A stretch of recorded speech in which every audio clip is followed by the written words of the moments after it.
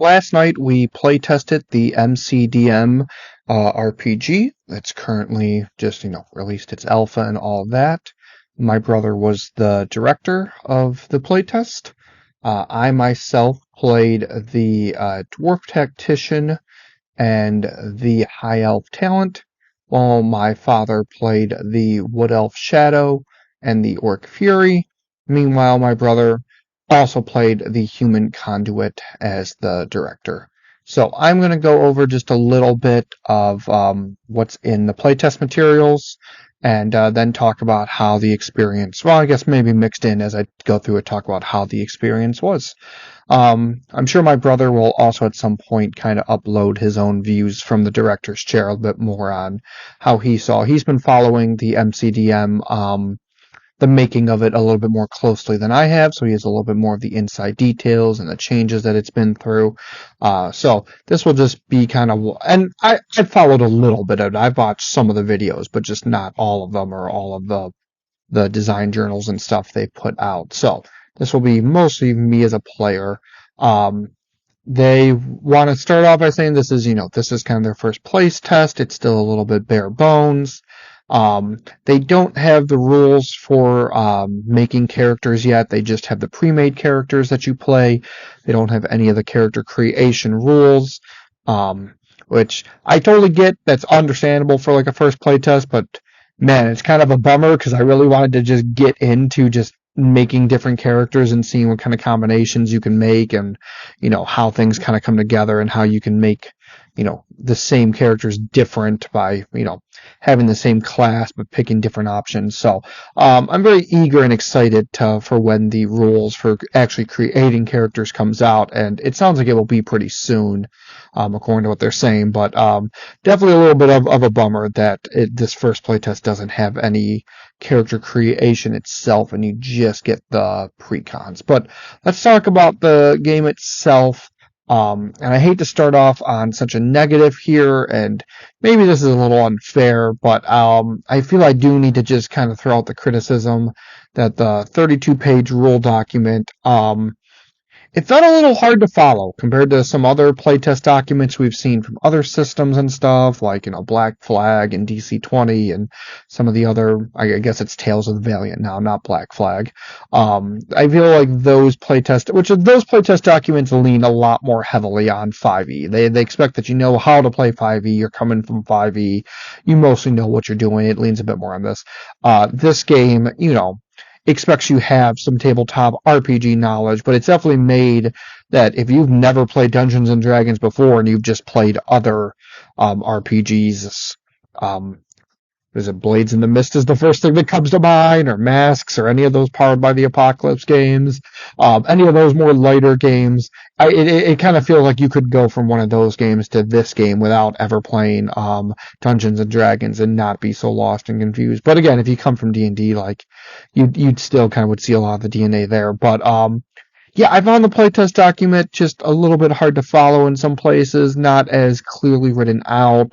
A little confusing on where to look up stuff that you're trying to look for in the document. I feel that the organization of the playtest document can be a little bit touched up a bit, and because of that, I feel that during the playtest, I and some others, made quite a couple of mistakes that we overlooked or didn't, kind of took a long time to kind of look up the correct answer, because we misread the playtest document, and it was hard to find what to do.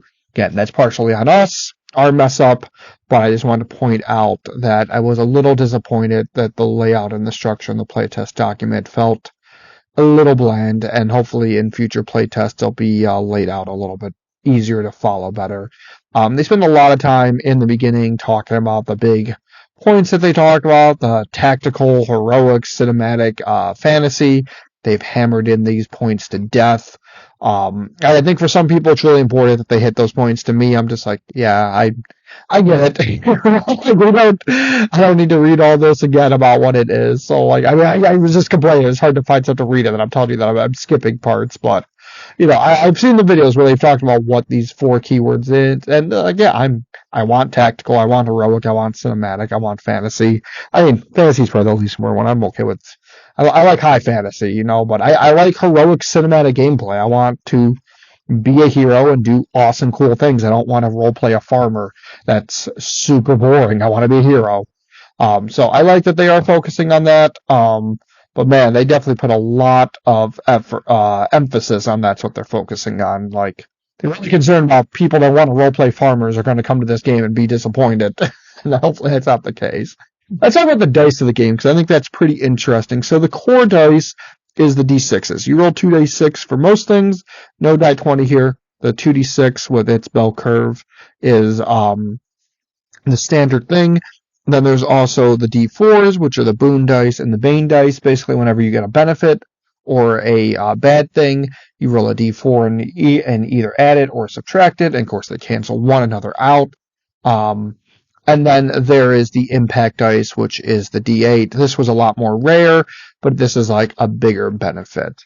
So you might roll a D8 and add it to your 2d6 if you have a big benefit. But most of the time, you'll get a boon die or a bane die, and you can have multiples. So you're going to roll the 2d6 and then a number of d4s that will add or subtract from what you're doing a lot of the time. And overall, I like the boon dice and the bane dice. Anyone coming from 5e, this is definitely an analog to the advantage and disadvantage system, but instead of just rolling more of the core dice, like a die 6 in this case, you roll a die 4 and add or subtract. And personally, I like the adding or subtracting of numbers more than rolling dice and dropping the lowest or highest amounts.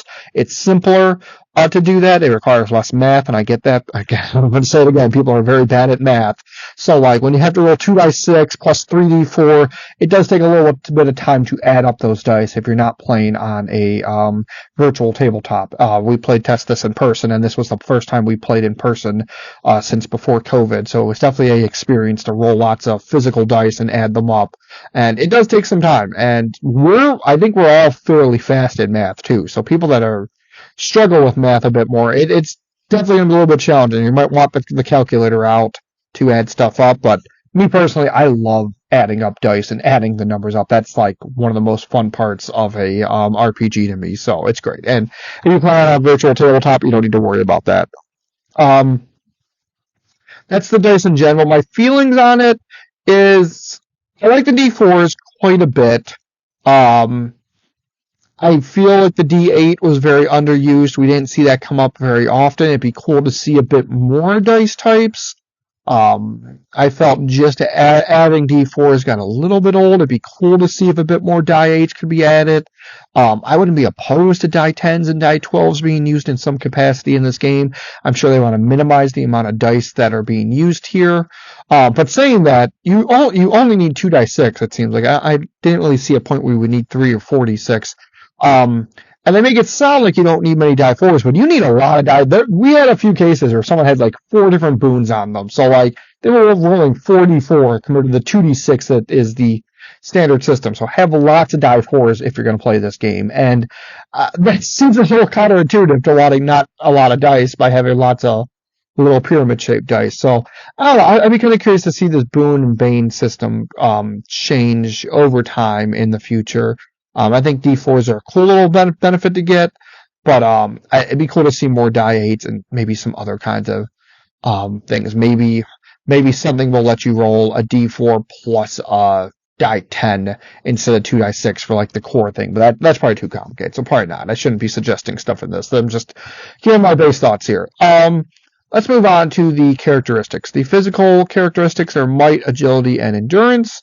Sounds all pretty familiar. The mental characteristics are reason, intuition, and presence.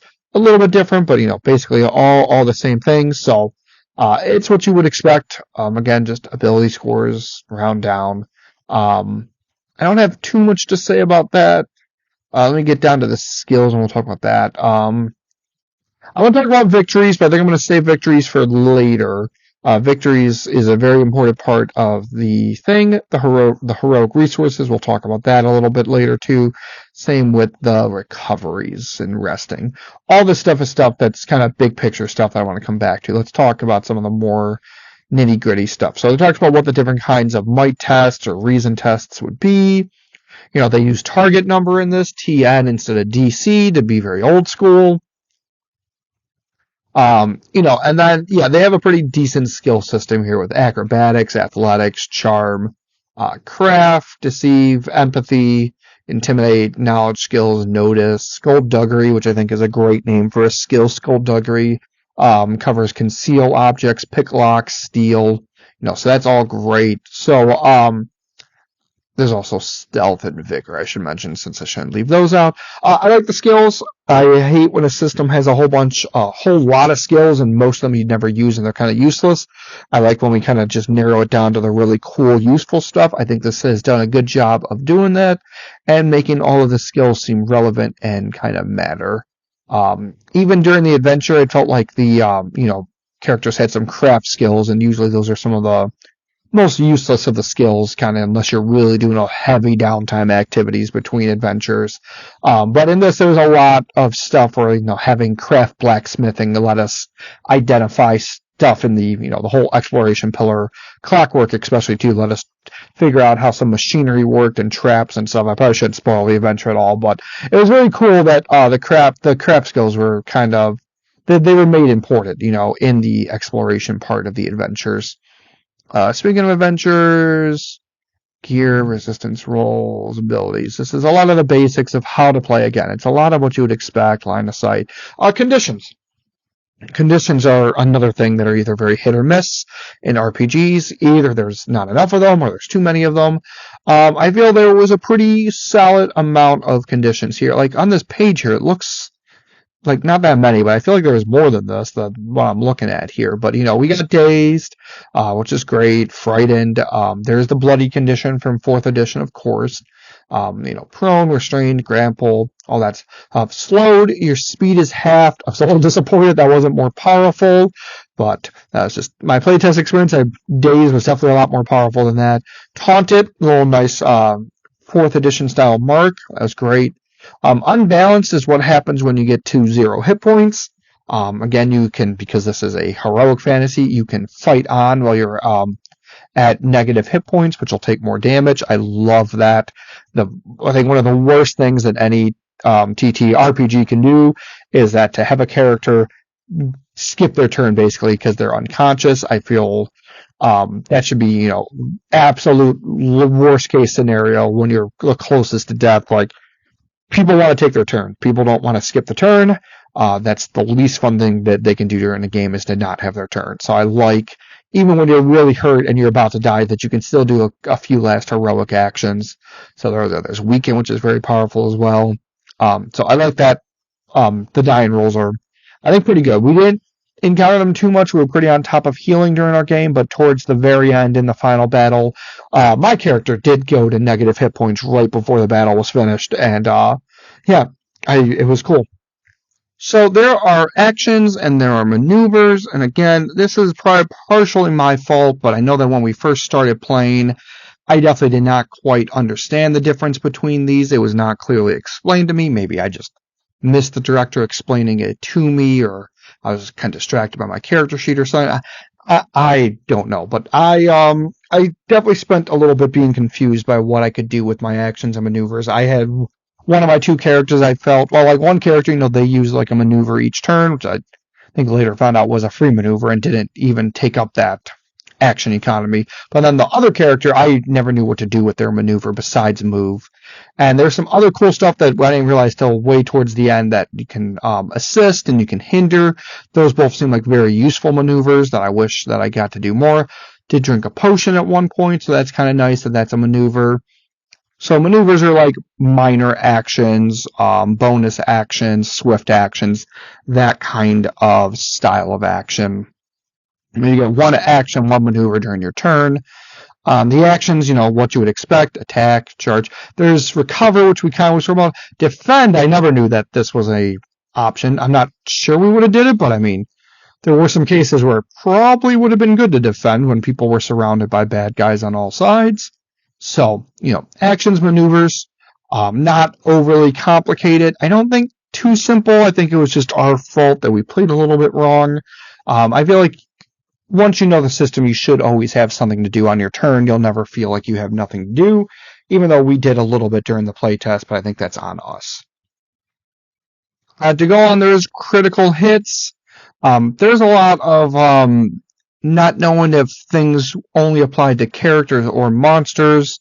At one point, the monster got a critical hit, the bad guys, and it was probably going to kill the hero that they were attacking, so we were not a little sure if they actually did the critical hit or not. We weren't paying enough attention on our own rolls if we got a 11 or 12 on the 2d6 that much, so I can't really talk much about critical hits, but in concept they sound cool, but we never really came up during our playtest, and the one time it did, we kind of hand-waved it, honestly. Basic attacks, I think it probably bears a little bit more explanation, because all the basic attacks had like a range of like 4, while all the cool attacks had like a melee 1. And like I think the flavor is like you can pull out a javelin or a throwing axe and like hit someone that's 4 spaces away, even though your big super powerful attack is just 1 space away. Which I think is cool. I think that's good, but just on the character sheets themselves and the rules themselves, it was definitely a little vague and confusing why the basic attack had some range while the powerful attacks had 1 range. So that could have used a little bit more explaining. There's chance hits, which is the attack of opportunity system. You deal less damage than you normally, but when people move through your spaces without shifting, you get to deal some free damage on them. These are pretty important. I feel a lot of TTRPGs struggle with attacks of opportunities, and we've seen a lot of systems over the years really change up the rules a lot on how they cover them or not, and I think it's always a contentious topic. This was pretty interesting, especially in a system where you don't roll to hit, you just deal damage. This deals less damage than you normally would, but it does add up fast. Like having multiple people get chance hits in, like you'll take a lot of damage real quick. So they felt really meaningful, but not overpowered, and there's ways to work around them. So, yeah, I think the chance hits gets a pretty good grade for me, even though it didn't come up a whole lot. When it did come up, it seemed pretty important. Let's talk about the victory system, recoveries, and all that. So, let's talk about heroic resources first, because we didn't really talk about that. When we get into the actual characters, I guess it makes more sense to talk about that. But as you might have probably heard at this point, each character has a resource that they work with. Tactician uses focus, the Shadow uses insight, the Fury uses rage. The Conduit has both virtue and wrath as their resource, while the talent has strain, which is a negative resource, unlike the rest of them. And it makes sense, as your characters go through a fight, they build up resources, and then they spend those resources on various different abilities. In concept, it's very cool. It's great. The tough part is kind of making it all imperfect balance. We don't want, as much as I like 4th edition D&D, we don't want this to be like 4th, where every class feels exactly the same. So different characters build up their resources in different ways. I think what's really interesting, so the Tactician and the Shadow, they kind of gain their resources in pretty similar ways. Each turn they can kind of build up a little bit. But the Fury, they get 1d4 rage at the start of each round of combat, which I think is very cool, because it's a lot more random. They don't know how much they're going to get. It's exciting to roll that dice. They're less tactical and intelligent than like the Shadow and the Tactician, where they got to really pick their moves out and plan their chess moves out to see how to gain their resources. So I think that's really cool. The Conduit, again, I didn't play the Conduit. That was the director that played that. They were a little more complicated, so I can't speak to their resource. It seemed a little extra for them to have 2 different kinds of resources. It seemed very flavorful, but it seemed harder to manage and use effectively. I know there was a couple of times where the Conduit wanted to use their virtue to heal someone, but then they looked down and realized they had 0 of their virtue and like 3 wrath. So they were all in. They had all of the resource that deals lots of damage, but none of the resource that gives them healing, and that's not really what they wanted at the moment. And maybe that is a fun gameplay for people. Maybe people want to play a character that does that kind of style, where they really gotta kind of gamble with what they're going to manage. But it felt a little complicated for the Conduit, and a little hard to kind of do that. Again, the Conduit was also the director, so they were controlling a lot of stuff. I played the talent, and I feel the strain did not quite work. I think the concept was really cool. I think it was immensely overly complicated. I know the strain is kind of ported over from the 5e version of the talent that they did, and I think that they might just need to rework the talent a little bit more to fit this system a little bit better, because the amount of like debuffs associated with the strain, with the different body, mind, soul, like it just seems unbelievably complicated for extremely little gain. Like, I did not think it was that cool to be like, oh, do I put my strain on my mind or my body? Like, how do I minimize the debuffs and stuff? Like, I think on paper that sounds kind of cool, but in practice, it was just dull. It was just boring. None of the debuffs really mattered that much in the grand scheme of things. It was easy to remove strain post-combat. So, like, yeah, I like the concept that the talent gets a negative resource with the strain that, like, brings them down. I don't think it worked very well. I kind of would like them to have a positive resource as well, but either way, I think the strain needs to be reworked. But not to rag on that too much. The focus here is just the resource system. What's really cool is throughout the combat, you build your resources up. But also, after each combat, you get a victory. And then you carry these victories onward until you take a long rest. And what's really cool is that, minus the talent, and I don't know the conduit or not, probably not, but all the martial classes at least, they start with resources equal to their victories, which is really cool. So if you have 5 battles won, you're going to go into your 6th battle feeling really powerful because you start off with a lot of your resource. This is a great system. I think it needs to be tweaked just a little bit and balanced just a little bit, but it's a great system. It's a lot of fun. Of course, between combats, you can use your recoveries. This is just like the healing surges from 4th edition, and I love them there. I love them here. They work great. The whole recovery system, victory system's great. I'd say my one caveat, I'm going to get a little nitpicky here, is that, in all their things, they are really harping on how they want a long rest to be really long, and they want you to keep pushing forward and trying to climb more victories and not, stop to take a long rest like after every combat. And apparently this is a problem for most people that play 5e. Apparently a lot of people that play 5th edition D&D, they do one combat and then they take a long rest, which seems insane to me, because as a GM, I have never set up a campaign where they can just rest after every combat.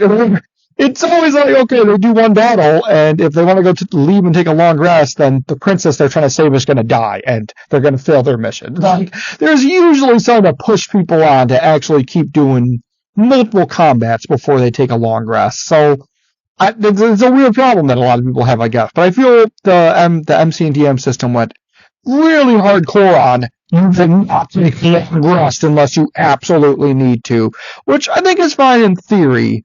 But I think the amount of victories they want you to kind of pile up is a little, from what I could just tell from this one adventure, it felt a little much. I think for me, when I GM personally, I find that 3 to 4 encounters is a pretty good amount for the ideal adventuring day. I don't spend a whole lot of time with low-level encounters that they'll just burn through, barely wasting their resources with. Of those 3 to 4 encounters, they're all pretty meaningful. They're kind of important. They're not, sometimes they're like some guards that are protecting the big boss before you get to that fight, but, they're all meaningful. They're not useless combats and stuff. And again, I'm just talking about combat encounters, and I'm not even getting into non-combat encounters, which victories take into account too. You can get non-combat victories as well, which will add to your resources for your combat encounters later then. But yeah, I feel like this game wants you to have like 6+ victories before you take a long rest, and that just seems a little much to me. Like, I would kind of be okay if like the max number of victories that you could have at one time would be 5, and because if you're going to start with 0 resources in your first fight, and then later you're going to start with 10 resources after you have like 10 victories, and you're at the final boss, and you start with 10 victories and 10 resources, like, that seems a little overkill and a little bit much. Like, that's a lot of an endurance run, which I know older RPGs, there was a lot of combats, lots of combats, but I feel they could scale back a little bit and not go so hardcore on you got to do a ton of combats before you get a long rest. Like, I think you can chill just a little bit on that. But that's just me. Maybe I'm wrong. Maybe people want to do 20 combats before they take a long rest. That's fine. Like if that's your play style. Let me talk a little bit more about the individual characters. I talked a little bit about the talent strain.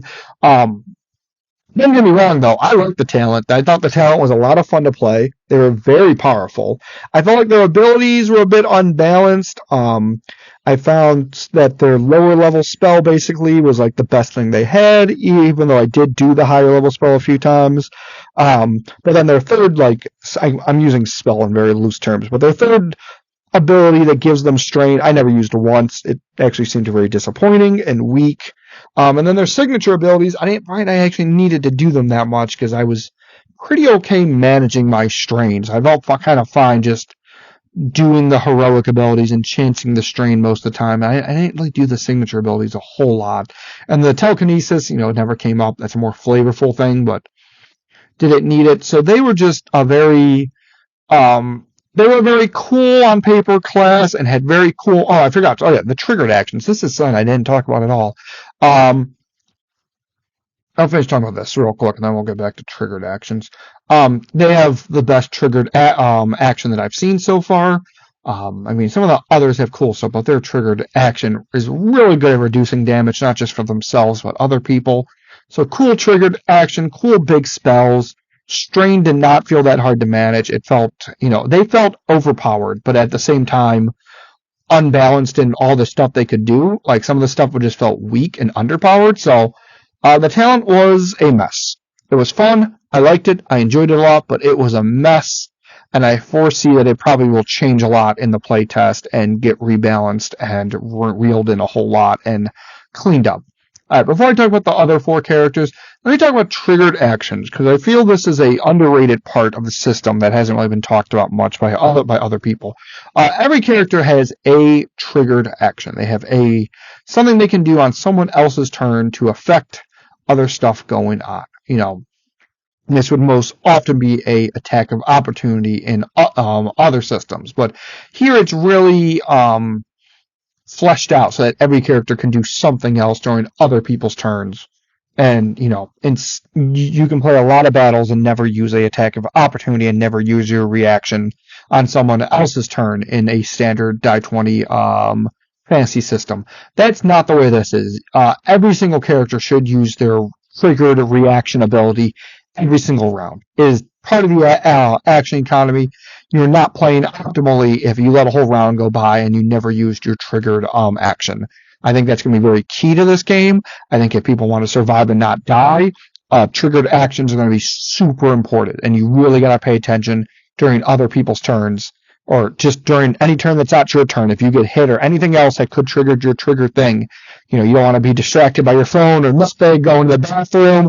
Like, if you miss your triggered action, you're going to be very disappointed. So yeah, they're super important. I didn't really mention it too much here, but as you might have heard, there is no rolls to hit in this. You just deal damage, which has been a very controversial part of this system. I love it. I think it's great. I think the execution was a little bit weaker in playtesting than I was expecting, but I still like it. I think missing is terrible. I think it's not fun to miss in tactical RPGs. I think it should be a very rare thing that happens, and there should be kind of a good reason, not just because you roll a 1 on the dice and your characters, they stab their own toe because they're dumb. That should not happen that often, which again, 5% chance, not that likely to happen, but there's still a lot of things where you roll high on the dice and you still miss something that has a high AC, and it's not fun. It's lame. You got all hype for your turn. It's cool to always be dealing damage, and I like the way the system does this. I like the concept that the system does this. I think it can be reworked a little bit more, but I think is really important to this conversation is triggered actions, is that characters will be able to use their reaction to reduce some of that incoming damage or do a counterattack when they get hit. So there is a little bit of give and take, and I really like that a lot. So it's not fair to say that every turn people are dealing damage, because both my characters, both the tactician with their parry and the talent with their force field, they both had ways to reduce the damage to 0, like every single round, whether they took damage or someone nearby took damage. So it's not accurate to say that The good guys are dealing damage every single turn they take. The bad guys are dealing damage every single turn they take, because you can negate and prevent the damage that's coming to the good guys. But you gotta be smart about it. You really gotta be tactical about where you use your triggered actions if you want to not take tons of damage. What we're talking about, let's talk about the Dwarf Tactician. As I said, their parry ability, it can reduce a lot of damage. You can use your resource to reduce the damage more. Despite that, though, this was a hard trigger to do, because it's a creature makes a weapon attack against you or an ally within your reach. So spell attacks can't be parried, and they need to be, the ally needs to be within your reach. So I found the Tactician to be one of the toughest classes to always execute their triggered action. There's some turns where they did not get to do their triggered action, and maybe that's balanced because maybe it's slightly more powerful than some of the other ones, because you do give a lot of protection. But it's disappointing to not get to use the parry in a round. Speaking of disappointing, I found the whole Tactician to be disappointing. I like the Warlord style of class. I like the fighter that gives orders to other people and gives them free attacks. Very cool. They even have a taunt option that they can do each turn for free, but I kept forgetting that it was for free, where you taunt someone and you 4th edition style mark them, so that if they attack someone beside you, they take a whole bunch of debuffs. Everything on paper looks pretty good, but I just felt they were a little... I will mention they had the highest hit points too. They had big shining armor, big shield, so they did have a lot of hit points too. So that is another big part of their defensive play style. So that's important. But I just felt they were a little underpowered compared to the other stuff. I felt like the Shadow and the Fury, they were all doing kind of cooler stuff. The Talent was doing some cool area effect stuff. Conduit was not just healing; they were doing some cool attacks. I felt like the Tacticians, big special attacks. Like, again, giving someone a recovery is useful as backup healing, so it's not just all on the Conduit. But a lot of the stuff where they can let other people shift for free, I felt like the movement abilities just were not that important and just did not come up enough. Well, like they should have came up a lot.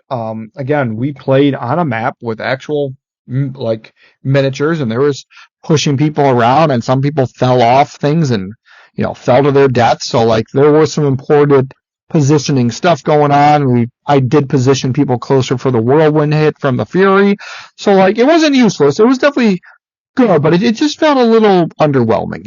I didn't really feel the from the Tactician that I was hoping to feel.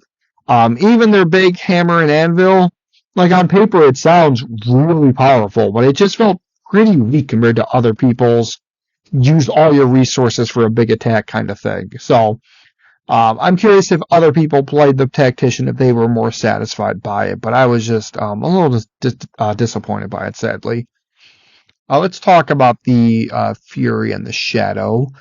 Talk about the Fury first. As I mentioned already, they get their rages at the start of each combat, a D4. Their triggered action is that they get to hit people back, so when they take damage, they can strike back against the target, which I think is very flavorful.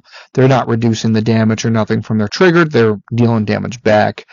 Speaking of reducing damage, though, if they have enough rage, they do reduce damage against them quite a bit, which is really cool. It was very powerful that they could just take a lot of hits. And then, as I kind of alluded to before, the Whirlwind Strike, very cool to just hit a whole bunch of people around them. Again, this makes the kind of shifting and force movement and stuff of some of the other classes that I have more important. But yeah, I think the Fury was the Fury, their hit points are not as high as the Tactician, but they do have the most amount of the recoveries. So I think the Fury was, might have been the best. I mean, I like the Talent. The Talent was a mess, but I had fun with it. But if I had to just look at all the classes again and how they played during the playtest, I kind of think the Fury was, kind of an A+ class. I think they did a good design with it. The Shadow was right behind it, though. I think the Shadow was pretty well done. Their triggered thing is that they can teleport away, and if they teleport far enough away, it reduces a bunch of damage. So I think that's really cool. They also have the Black Ash teleport, where they throw a smoke bomb down, and then they teleport away, and then they hide. Very cool, flavorful stuff.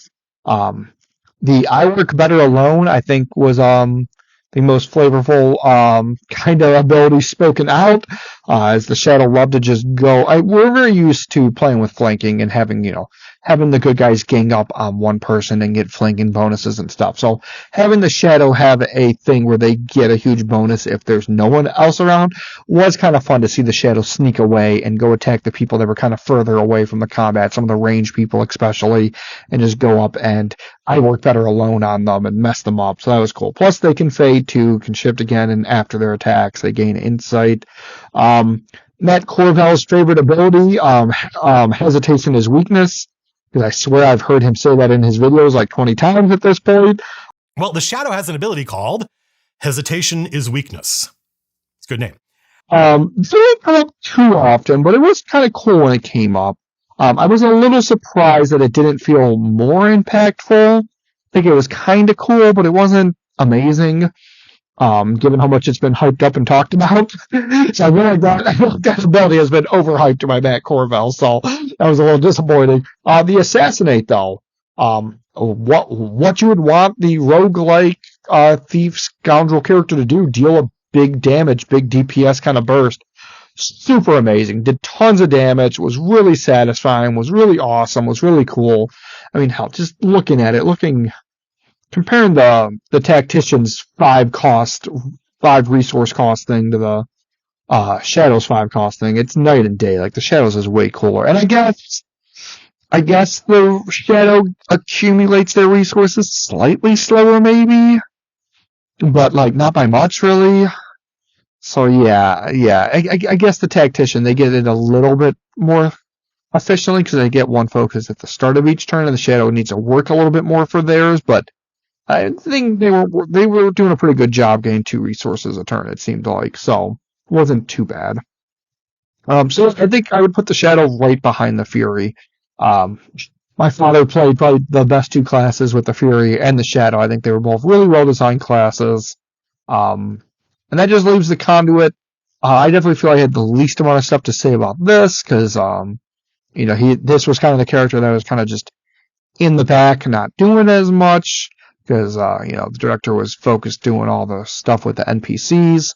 I do like, so their triggered action, different than everyone else's. Everyone else has a triggered action that's a defense against the bad guys. Even the Fury, they deal damage back to the bad guys. So I'd still call that a defensive ability. But the Conduit's the only one that has a offensive ability, where they can basically bump up the attack of another ally. And again, this is another one where this is the easiest triggered action to use. Like, there's no reason you shouldn't use this every single round. But, like, early on, they definitely did forget to use this. And it's like, this is the one triggered action you don't want to forget to use it, like, a round, because it's so easy to apply it to anything. So, yeah, it was interesting. They have a prayer table, which determines if they get virtue or wrath. This is just a playtest version of it, but I don't know if I like that. For a cleric-like class like this, they're usually very orderly. This feels more like a wild magic kind of thing going on here. I'm not sure I like that for this particular, the fantasy of this class. Yeah, and then they had some good heals. They did some good heals. They do have this punishing smite, this terrifying smite. They applied some powerful debuffs to the enemies. But yeah. I think that's probably a whole lot. This video has gone on for a long time. I wanted to talk a little bit about like the enemies and how the adventure went, but I think I will leave that all spoiler free for people that want to play. They can kind of figure out how that goes. Overall, final thoughts about the MCDM RPG. I really like what they're trying to do with it. I think it has a lot of potential. These characters that we played with, there's no set level to what they have, and I think it's very assumed that it's first level, but I feel they're a little complicated for first level. They definitely feel like fourth edition D&D first level characters. I'm kind of worried about that because I like complicated stuff, but I feel like by the time these characters get to 10th level, which is the max level in this system, how many abilities and actions and stuff are they going to have available to them, and is it going to be too complicated? This is definitely not going to be an RPG. I mean, I know they were going to simplify stuff as they go further along the playtest. That's how the playtest works. So you start with your ideas and then simplify to the best possible version of them. I know they're going to simplify this, but I think even if you're a hardcore RPG, tactical RPG person, and you gotta get your friends to play with you, how many of your friends are going to be in the mood for something a little bit more simpler, a little more rules light, and this is going to be a little too complicated for them? That's my biggest fear for this system. I hope they can polish off some of the rough edges, get stuff to be a little more intuitive with how some of the stuff works. I think for the most part it is pretty intuitive, it is pretty understandable, but I think there's a few rough edges here and there where just weird complications kind of come up or confusion. I think we can clean that up a little bit. And the other big thing, and I feel like I hate complaining about this, but I feel the damage felt a little dull. There was a lot of 2d6 plus X for damage, and the boons and the banes, they change damage quite a bit, but I'd like to see a few more things that could modify damage a little bit more, a few more different damage modifiers, so it doesn't always feel like it's 2d6 plus X, which is what it currently kind of feels like. So I'd be curious to see, and like there's cool special debuffs and conditions that you can put on, so I mean that helps, but I'd like to see where they go from here. I'd like to see the character creation rules. I'd like to see more options. One thing I didn't mention is the kits. So they simplified which weapons and armor you used and just put kits, where a kit is just a ambiguous collection of armor and weapons that you're using, where it's like, oh, it's powerful, or like it's fast, or it's sneaky, whatever. And so it's right now with the playtest, it's very in the background. You don't really see what the kits do, but I am very concerned about this system. I don't like it very much. I'm hoping it grows on me, and I'm hoping when we see what the different kits do, I'll like it better. But my current feelings is I don't like how they're handling items like weapons and armor and stuff with this kit system. You can get magic items. You can get a +1 sword, so that's good. I'm glad that's there. But I really want to see what they do with the kits in the future, because I currently don't like the current iteration of it. Again, I know I've said a lot of negative, critical things, but again, this is just game designer kind of opinion of this. It's early playtest. I think as they go forward, they're going to make this better and better, so I am very excited to see that. I like the victory system. I like the resource system. I like using heroic abilities that use up your resources. I like recoveries. So there's a lot of stuff to like here. I didn't even mention that there's the victory benefits. There are, each character kind of has a little thing where, like, say you have 5 victories, where, like, once per combat, you can deal +5 damage to someone because you have 5 victories. So, very cool victory benefits, and each class gets a different victory benefit that they can use, but everyone kind of seems like they have at least one damage ability as well. So, very cool. I like what's going on here. I want to see more of it. I want to see character creations. I want to see levels. I want to see how level 1 compares to level 10. I want to see magical items as a reward, because right now the rewards is the victory system, which I think works very well, but I want to see a few more actual items that you can get. And I'd like to see different class combinations too. I know clearly we got 5 characters. They're meant to kind of work well together as a party. I'd like to see what would happen if you kind of took, some other more wild classes and threw them together into a party. How would the game hold together, and would the amount of teamwork and stuff change? So that's my feelings. Let me know how you feel about the MCDM role-playing game in its current first alpha playtest, it looks like here. And let me know if you disagreed, if you thought different stuff, if there's stuff that I missed, if there's kind of feelings you have. Let me know how you feel about the not rolling the hit and just rolling the damage every single turn. I know that's been very controversial, and I like it a lot, but I understand that some people feel very iffy about it. Now, also, the other big thing I'm curious about is how you feel about the signature abilities and the heroic abilities of each class.